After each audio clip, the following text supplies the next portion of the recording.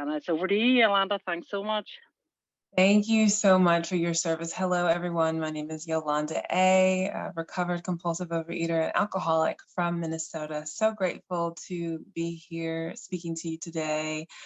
My prayer is that something that I say resonate on the hearts of at least a few people. My story might not be applicable to all on the phone, but that is my prayer, that at least a few people are affected, touched, that this resonates with them, and that you hear a little bit of your story and my story.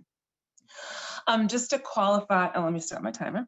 Just to qualify a little bit, I was bulimic for 16 years. I have a very interesting past with my eating disorders. Throwing up 4, 5, 6 times a day. And I also was a compulsive exerciser. I worked out 4 or 5 hours a day in the morning and evenings. I was in the rooms of OA before, lost some weight because it was just dieting with group support, and I wasn't steps. What are those? Give me a food plan. And I lost 72 pounds and gained it back in pretty much the same amount of time that it took to lose it. And then the disease gets worse, never better, as we know. And I got up to about 372 pounds, was my heaviest, which is 169 kilos and 27 stones. So just to give you the range in the and how just this disease got out of control. There are some photographs that I have submitted to show you the befores and the afters, and I know those will be shared. The picture on the right, that's not even me at my heaviest. So I was probably around 364 there. And then the current photos are taken last week or a couple of weeks ago. I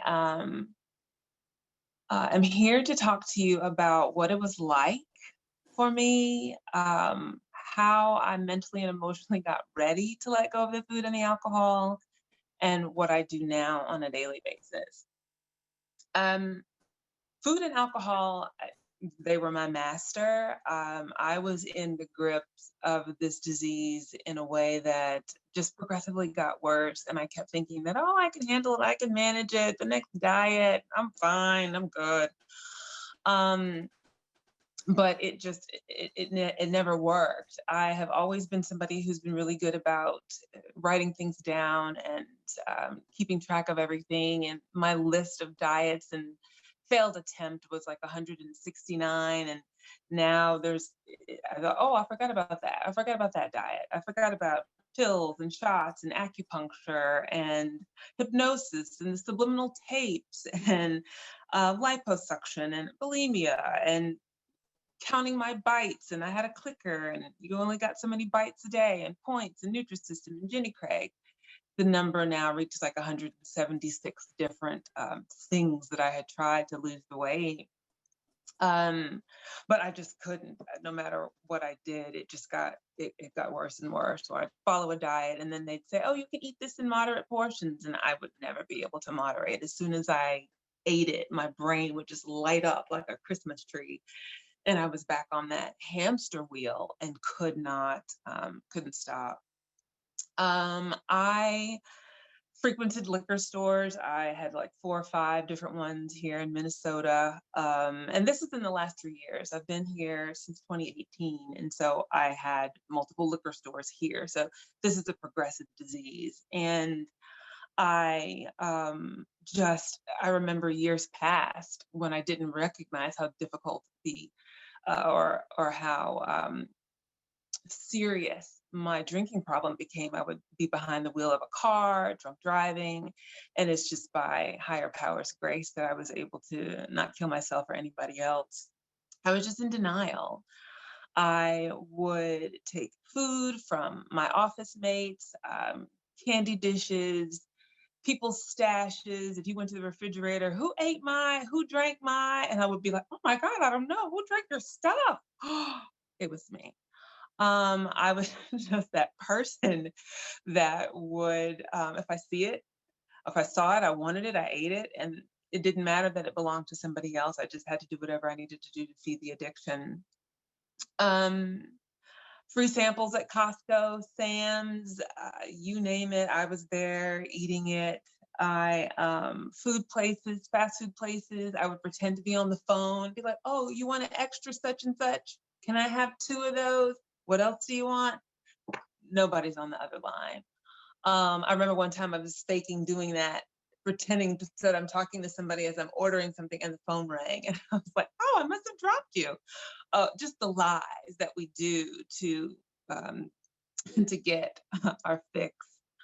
And it just got worse, progressively worse, never better. That's the one thing that I recognize that the big book is true for my situation. Um, so how did it manifest itself physically for me? At close to 400 pounds, I could barely turn over in the middle of the night to change positions. I had horrible snoring. I had sleep apnea. I would wake up gasping for breath.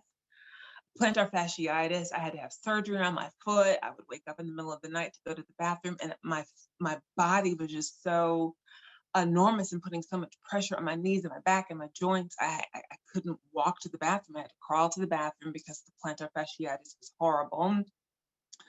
I couldn't move around in the shower. I couldn't, if I dropped the razor, it was just on the floor of the shower. I couldn't pick up if I dropped whatever. I couldn't physically maneuver.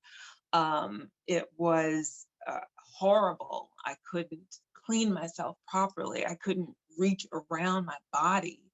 I was just so enormous. I had to wear 2 bras, one to lift, one to cover. I would get these sores underneath my breasts where the underwire was rubbing into the fat. And I would be bleeding, and I would have to have Band-Aids and paper towels to absorb the sweat and mask the smell and the odor. It was bad. And I had dark marks and indentations on my shoulders. I couldn't stand up straight. My lower back hurt. I would get dressed in the morning, would have to change clothes because I was just drenched in sweat from the support garments and everything that I'm wearing to try to keep it all sucked in. Um, I would wear out heels on my shoes. My car seat was warped because I just would need to push off to get out and lean. It was just the seat belt wouldn't fit. My breasts were so huge between that and the steering wheel. Seatbelt extenders in airports. Poor people who would like, oh my God, please don't let this woman be sitting up. Yep, it's you. You're the lucky person. I got to squeeze in this airplane seat. Just embarrassed. Um, the seat cutting into my thighs, the belt cutting into my stomach. It was just overwhelming. But I was still eating.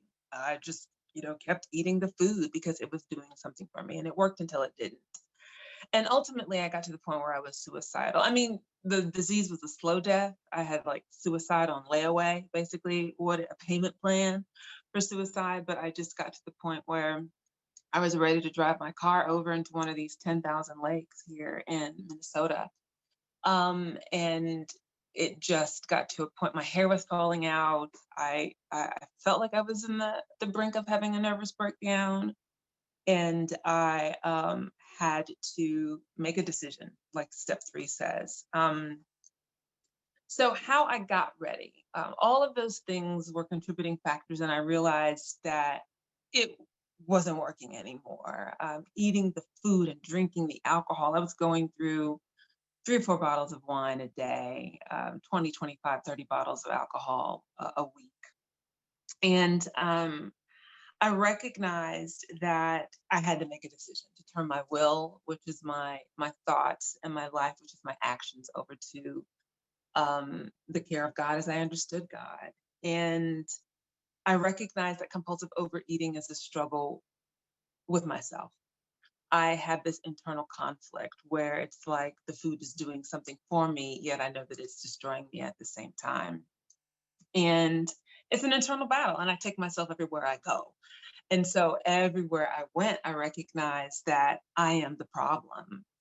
And so I just really began to um, pray for the strength to get over the hump of this disease. And I recognized, as you've heard before, your broken brain can't fix your broken brain. Like my best thinking got me up to 372 pounds. And so I needed the help of my higher power to help flip the switch. Like, what is going on in my brain that I can have all of this intellect and this capacity to do all of these things in my life? I am well spoken. I've got this, I've got that, I've got friends, I've got family, I've got a job. But this part of my life, I cannot control. No matter what I try to do that's good for myself when it comes to this food, it had a grip on me in a way that I just, like, nobody else understood it except those people in the rooms of OA. And so I realized that I had to do something different. And I started thinking that my higher power wants my heart, my mind, my soul, my strength, wants all of me. But the disease had it. The food and the alcohol had it. And the food and the alcohol also had my spirit, it had my body, it had my finances.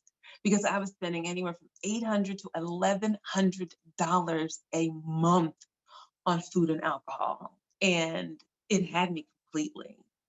And so I just was like, okay, I have got to be willing to go to any length necessary. It's what it says in the big book. So what does that mean? And that meant my heart, my mind, my soul, my strength, my body, my spirit, my finances. I had to visualize myself like at this poker table and all of my chips. I was like, okay, I got to move it over from what I think is serving me and put them all over to higher power. Like every single chip, I had to push it in and just say, I'm betting all of this on higher power because my way isn't working.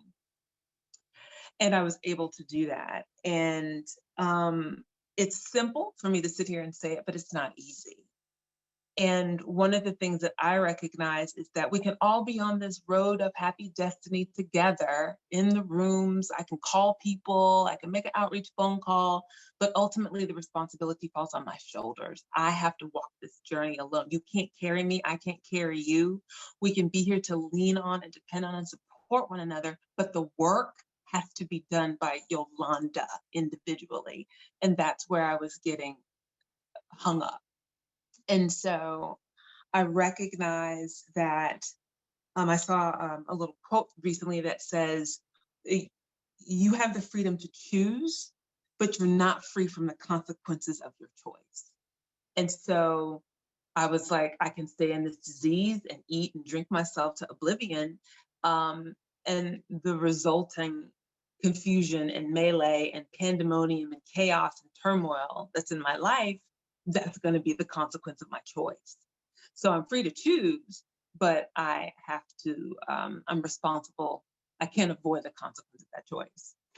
And so I made a decision to turn my will and my life over to the care of God as I understood God. And I had to stop straddling the fence. And once that happened, I had to recognize that I had to be ready for the fight of my life, the fight for my life, because this disease wants us dead. It wants us pushing up daisies 6 feet under, and it will do whatever it needs to do. And a couple of weeks ago, if not last week, a speaker here in this meeting said that her personal trainer, her disease, her compulsive overeating disease hired a personal trainer, because we always talk about, oh, it's in the parking lot doing push-ups. And I love when she said it, because I was like, oh my gosh, that is so my disease. And it wants what it wants, and it wants that food, and it is going to go down kicking and screaming. And you have to be ready for the mental, emotional, spiritual, financial fight of your life. And we are graced that we have each other in the rooms to help, but it's a fight that I realized that I had to do on my own. And so by my higher power's grace, I was able to lose 203 pounds.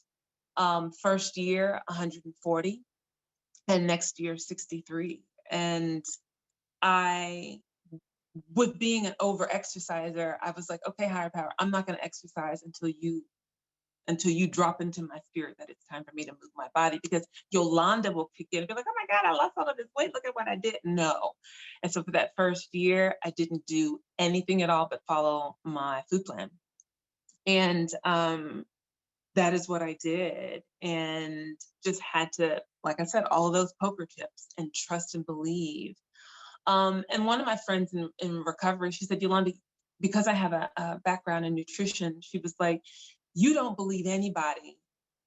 It's difficult for you to trust anybody, anything. You want to run the show. And so it's difficult for me to do anything that anybody else says. And so I was like, well, what do I trust 100%? And it's my GPS. When I don't know where I'm going, when it tells me take a right, I make a right. When it says left, left. When it says U-turn at the cul-de-sac, I U-turn at the cul-de-sac. And so I was like, okay, what can be my GPS in this program? And it just dropped into my spirit that my food plan is my GPS. It's God's perfect solution for me. I need to follow it because it keeps me sane and it keeps me grounded as far as the food, and making sure to follow the principles of the program and to do what the big book tells me to do. And so the last thing I'm going to talk about is, what do I do to not pick up the food? I do what the big book tells me to do, steps 1 through 12 meticulously. And I focus now more that the weight is off. I focus more now on the spirituality. I was able to get the physical recovery very quick. And now my spiritual life is catching up with the physical recovery. And I use the tools. I make the outreach. I read the pamphlets. I read the For Todays and the Voices of Recovery and the abstinence book and the big book. It's all tabbed. It's all right here next to me. And I use other techniques that help with just the brain part of it and the neurological aspect. I do a lot, and I can put it in my information in the chat if you want to reach out to some of the other things that I have done that have worked for me in addition to, because it's like my brain needs some help. I listen to podcasts, and I also get comfortable with sitting in the discomfort of whatever it is that I'm dealing with. I recognize that for any emotion, I'm going to turn to food. It's snowing, it's raining, it's sunny. I see you wearing polka dots. I've got a pimple, I got a zit, I got to eat. And so now I'm recognizing that I have the step 10s and the nightly inventory where I can make sure to clean up my side of the street. I cry, I get upset, I feel the feelings, I go to sleep. There's lots of things that I do because just because the weight is off, I still have that brain. And I got tricked by the transformation thinking that, oh, I'm small now. This doesn't, it's still the same. And I still have to recognize and work hard at the fact that no matter what I look like in the mirror, I am still a compulsive overeater and will be to the day that I die, unless God chooses to remove this from me. It's something that I get a daily reprieve. I just make sure to keep humble. And I recognize that if I don't keep a handle on this disease, it will take over. And that means doing what I need to do on a daily basis. It's a lifestyle, working this program and being and living in steps 10, 11, and 12 on a daily basis. It has to be a part of who I am. And it has been miraculous for me, because if I kept going with the way that I was going, the disease itself was going to kill me, or I was ready to take my own life. And I just want to be able to stand here, to sit here before you, and to let you know that there is hope. And it's when you have 200, when you have 50, when you have 5 pounds to lose, it can be a formidable task. But when you have so much weight on your body, you feel hopeless sometimes. You feel like it is never, ever going to come off, that you are never going to be able to live the life that you have wanted to live.